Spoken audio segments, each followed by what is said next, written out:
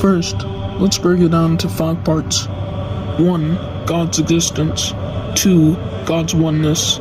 3. Proof of Christianity. 4. The afterlife.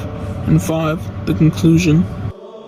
Imagine how silly it would be if there were a batch of cookies in front of me and I said I didn't bake these cookies.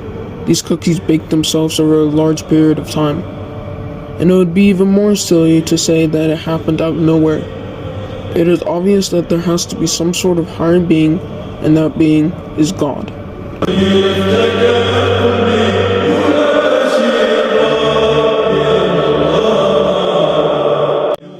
God has to exist, because it is simply impossible, because we cannot come from nothing.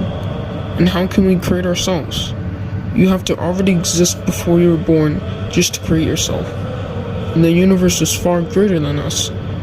So how can we create the universe? Imagine you are in a car with a person, and both seats have 2 wheels. Either you turn one way, or the other person turns the same way.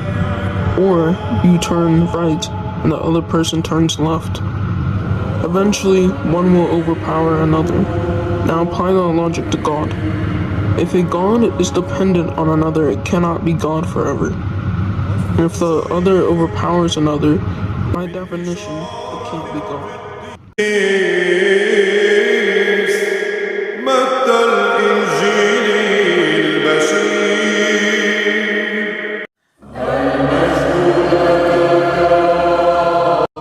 Christianity is the only religion where you have a relationship with God.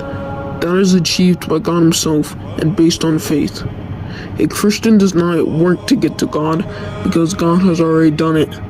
Therefore, it is not a religion, but more a relationship with God. Throughout the Gospel, Jesus Christ claimed to be God in the flesh, as well as being the Son of God. I will talk about this later. He claimed to have authority over death, sin, creation, and the law. Jesus was perfect, unlike other religious figures like Muhammad and Buddha. He also healed the sick and helped the blind. Now, all this is true and great, but how is it proof?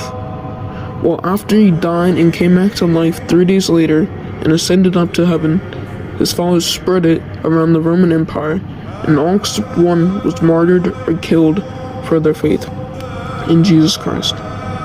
Would you die for something you didn't believe in? No, you wouldn't. As I explained in this video, they died for their Lord. There are also archaeological finds related to the Bible, such as Herodes the Great's green thumb, a biblical pharaoh's border monument, Sodom and Gomorrah finds, Mount Sinai, Mount Ararat, Dead Sea Scrolls and discoveries, Philistine bananas, Rosetta Stone, and Hezekiah's tunnel. There is nothing in the scope of Christianity that contradicts logic. The Trinity may be a mystery, but it's not illogical. The Incarnation may not make sense, but it's not impossible. Christianity is reasonable. It may contain mysteries, but there's nothing in Christianity that contradicts logic.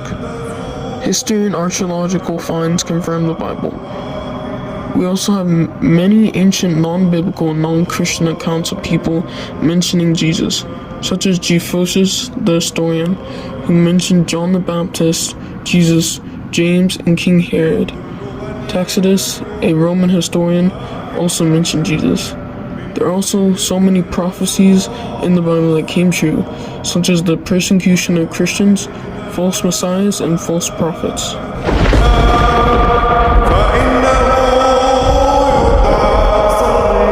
Imagine a 6-year-old girl in the Central African Republic who lived in poverty and died of starvation, while there was an 80-year-old drug dealer who was super rich and lived in luxury and died of old age.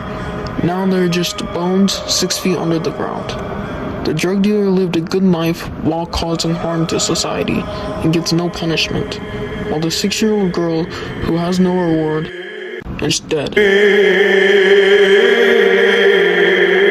Some might say that's God's fault, but God punishes and rewards those in the afterlife. Hence why the afterlife is needed. And if I believe in the afterlife and nothing actually happens after we die, then nothing happens to me. But if you don't believe in the afterlife and you die, then something happens to you. After all this, I believe we can conclude that God is real, there is one God, and that is Christ, and that there is a heaven and a hell. Anyone who says otherwise is going against thousands of years of proof and evidence, and is denying logical facts regarding history.